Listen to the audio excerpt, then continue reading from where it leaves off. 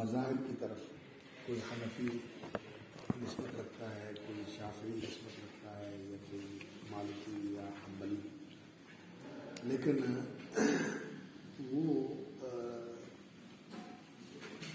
دلیل کا تابع ہوتا ہے۔ ظاہر بات ہے کہ یہ مجتہدین کے اندر یہ صلاحیت ہوتی ہے جو اجتہادی ملکہ رکھتے ہیں، مسئلے کے اندر دلائل کا سارا مطالعہ کر کے سارا کچھ جان کر وہ ایک موقف جان لیتے ہیں کہ یہ جو ہے وہ راجح ہے، تو وہ اس کو اختیار کر لیتے ہیں، اور وہ جو مذہب کا قول یا فتویٰ ہوتا ہے اس کا تقید اور التزام نہیں کرتے، اس کے خلاف بھی فتویٰ دے دیتے ہیں۔ تو ایسے لوگ اگر ان کی نسبت یہ ایسی ہے تو یہ نسبت تعلیمی ہوتی ہے۔ بڑے افسر رحمۃ اللہ علیہ جو ہے نا وہ فرمایا کرتے تھے کہ یہ نسبت تعلیمی ہوتی ہے۔ کیا تعلیمی نسبت ہوتی ہے؟ کہ ایک شخص نے فقہ حنفی پڑھی ہے اور فقہ حنفی کے دلائل پڑھے، اور پھر اس نے دلائل کا مطالعہ کیا ہے اور ان کا مقارنہ کیا ہے اور ان کا آپس میں موازنہ کیا ہے۔ مقارنے اور موازنے کے ساتھ اسے کئی جگہوں کے اوپر جو حنفی مذہب کا یا حنفی فقہ کا جو مفتہ بھی قول ہے وہ مرجوح نظر آیا، وہ اس کو مرجوح نظر آیا، اس نے اسے چھوڑ دیا۔ دوسری فقہ شافعی کا یا فقہ حنبلی کا یا فقہ مالکی کا جو قول ہے وہ زیادہ اقویٰ من حیث الدلیل نظر آیا، اس کو اختیار کر لیا۔ تو اس کا اپنے آپ کو حنفی کہنا یہ صرف ایک اس لیے ہے کہ اس نے حنفی مذہب کو پڑھا ہے، فقہ کو پڑھا ہے۔ اسی طرح لوگوں نے مالکی مذہب کو پڑھا ہے۔ اب امام ابن عبد البر رحمۃ اللہ علیہ ان کے بارے میں کہتے ہیں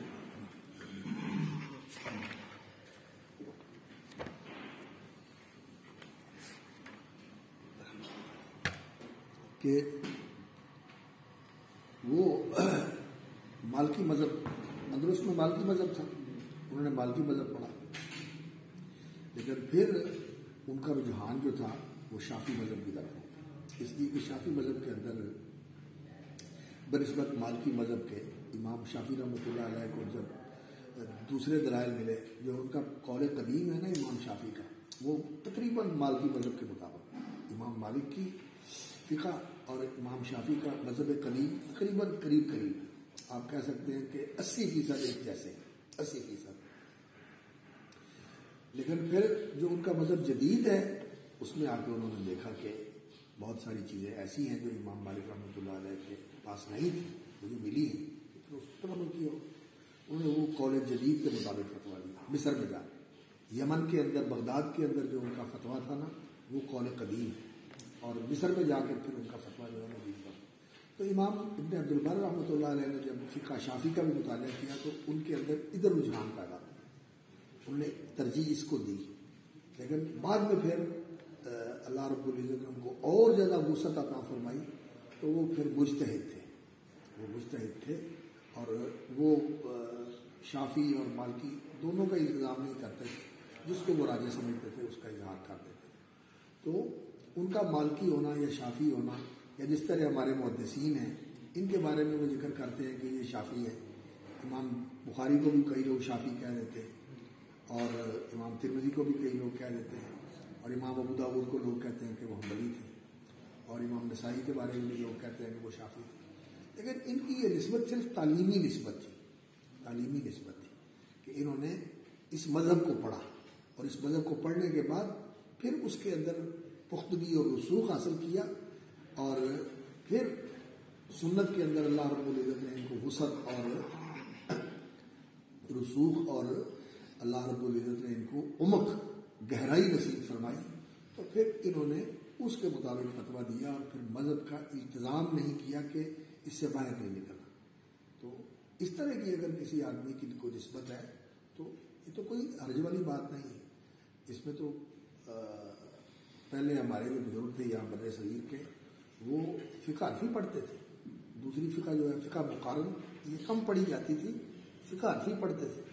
حضرت میاں نذیر حسین دہلوی رحمۃ اللہ علیہ کے بارے میں آتا ہے کہ وہ بخاری بھی پڑھاتے تھے اور دایا بھی پڑھاتے تھے، دایا بھی پڑھاتے تھے، بخاری بھی پڑھاتے تھے، دونوں پڑھاتے تھے۔ بھی دیتے تھے، اور کہتے ہیں کہ ان کے پاس جب پڑھنے گیا نا حافظ محمد صاحب، محمد بن بارک اللہ لکھوی رحمۃ اللہ علیہ، ان کی بڑی نظر تھی فقہ حنفی کے اوپر، بڑے وسیع نظر تھے. ان کے والد ماجد بھی بڑے عالم تھے فقہ حنفی کے، اور فتویٰ بھی دیتے تھے، ان کا فتویٰ بھی چلتا تھا. اور انہوں نے ایک کتاب بھی لکھی ہے انواع بارک اللہ.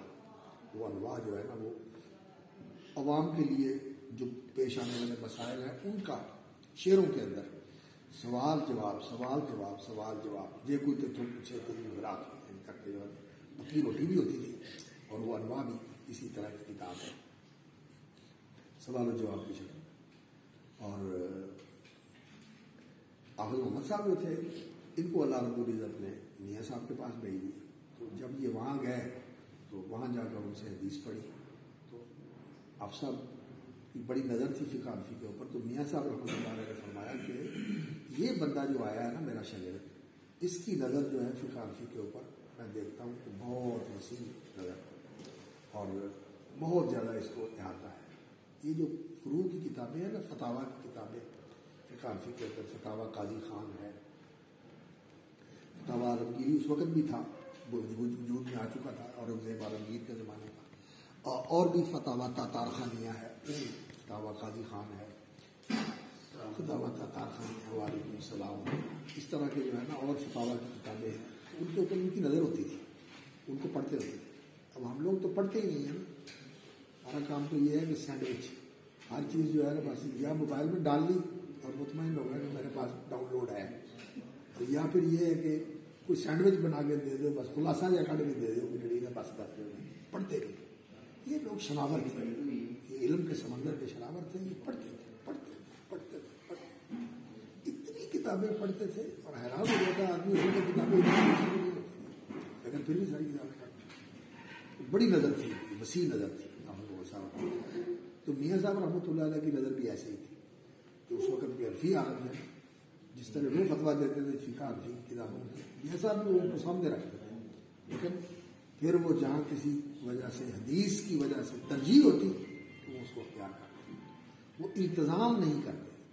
تقلید شخصی اور متعین مذہب کا التزام اور تقید اس طرح کے آدمی اپنے آپ کو سمجھے کہ میں نے اس سے باہر نہیں، یہ بات ہے، یہ بدعت ہے، یہ بدعت ہے، کفر نہیں میں کہتا، یہ بدعت ہے.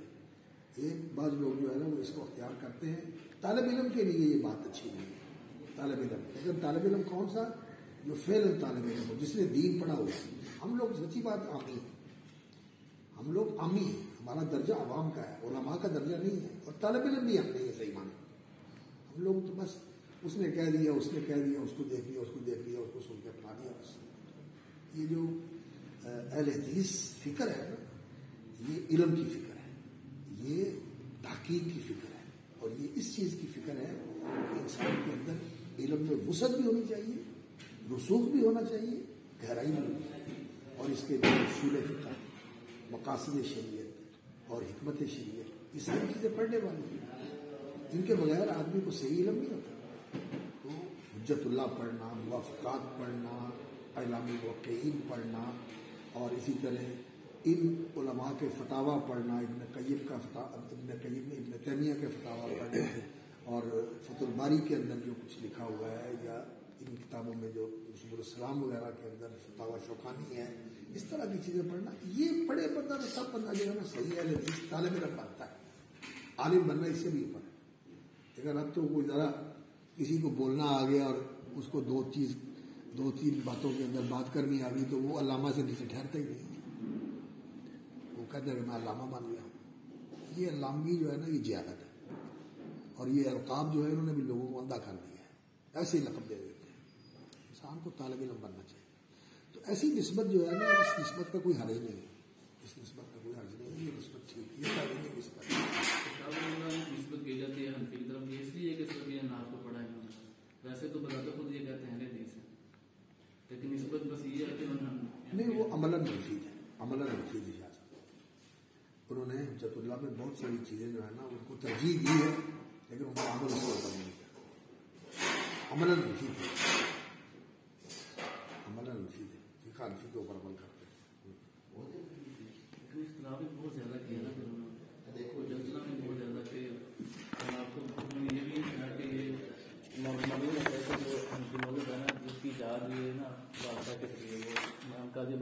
جو چیف جسٹس بنائے تھے اس وقت بھی یہ پھیلا ان کی مدد اصل میں یہ بات جو ہے نا حنفی مذہب کی جو ایجاد ہے وہ تو ایسے نہیں ہوئی.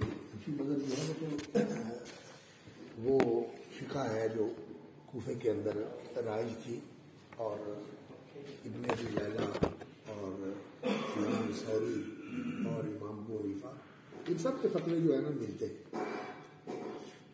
کوفے کی فقہ تھی نا, اس کے یہ تقریباً سارے جو ہے نا پیروکار ہیں. ابن ابی لیلہ بھی, سفیان ثوری بھی, اور ابو حنیفہ بھی, اور بھی جو فقہاء تھے وہ اس کے اوپر چلتے تھے. اور پھر اس کے اندر اختلاف بھی موجود ہے. ابو یوسف کا, امام محمد کا, ابن ابی لیلہ کا, سفیان ثوری کا, آپس میں اختلاف بھی موجود ہے امام ابو حنیفہ کے ساتھ. لیکن اس کو جو فروغ اور نفوذ ملا ہے اس کو حکومت کی سرپرستی رہی. حکومت کی وجہ سے یہ بنا نہیں ہے مذہب, بنا تو یہ علم کی وجہ سے, علماء کی وجہ سے اور صحابہ کے فتووں کی وجہ سے. ایک مدرسہ فکر ہے جو کوفے کے اندر موجود تھا, جیسے نحو کا ایک مدرسہ فکر تھا اور صرف کا ایک مدرسہ فکر تھا کوفے کا, اور ایک بصرے کا تھا. اسی طرح یہ کوفے کا ایک مدرسہ فکر تھا, فقہ کا, اہل الرائے کا. اہل الرائے کا یہ مسلک تھا. اس میں یہ ائمہ ہیں سارے جو کوفے کے علماء ہیں, انہوں نے اس کے مطابق جو ہے وہ مسائل کو سمجھا, غور کیا اور ان کا حل پیش کیا. لیکن اس میں آثار اور دلائل کو اتنا زیادہ تتبع کے ساتھ تلاش نہیں کیا جاتا. جو مل گیا اس کو سامنے رکھا اور باقی رائے سے کام لے لیتے, اجتہاد سے کام لیتے. قیاس اور دوسرے جو استصحاب وغیرہ کے دلائل ہیں ان کو استعمال کرتے تھے. اس کو نفوذ اور فروغ جو ہے وہ حکومت کی وجہ سے ملا ہے کہ حکومت نے ایک مذہب کو اپنا لیا ہے, اس کی وجہ سے وہی مذہب لوگوں میں پھیل گیا. جیسے ایران کے اندر, ایران میں اہل سنت تھے, یہ سارے محدثین جو ہیں وہ ایران کے علاقے میں رہنے والے ہیں. ابو داؤد سجستان کے امام ترمذی جو ہے وہ بھی وہاں کے ہیں, اور دوسرے جو محدثین ہیں بڑے بڑے وہ سارے انہی علاقوں میں رہنے والے ہیں. امام مسلم رحمۃ اللہ علیہ, نیشا پور ان کا علاقہ تھا, نیشا پور وہ بھی ایران کے. امام بخاری ادھر کے تھے, بخارا کے. اور یہ علاقے جو تھے یہ ایران کے علاقے ہیں. یہ ترکستان ہے یہ ایران کی حکومت کے ماتحت ہی ہوتا تھا, افغانستان بھی ان کے ماتحت ہوتا تھا. تو یہ سارے علاقے اہل سنت کے علاقے. لیکن 8ویں صدی ہجری سے نا یہاں صفوی حکومت آئی تو اس نے شیعہ مذہب کو اختیار کر لیا, اور اس وقت سے لے کر پھر یہاں جو ہے نا صفوی حکومت نے شیعہ مذہب کو اختیار کیا. تو شیعہ مذہب جو ہے نا وہاں سے مضبوط ہوتا ہوتا ہوتا ہوتا ہوتا ہوتا اب یہ ہے کہ وہاں اہل سنت بہت تھوڑے ہیں, اور ہیں بھی تو بڑے مظلوم ہیں اور بہت ہی بیچارے حقوق سے محروم ہیں.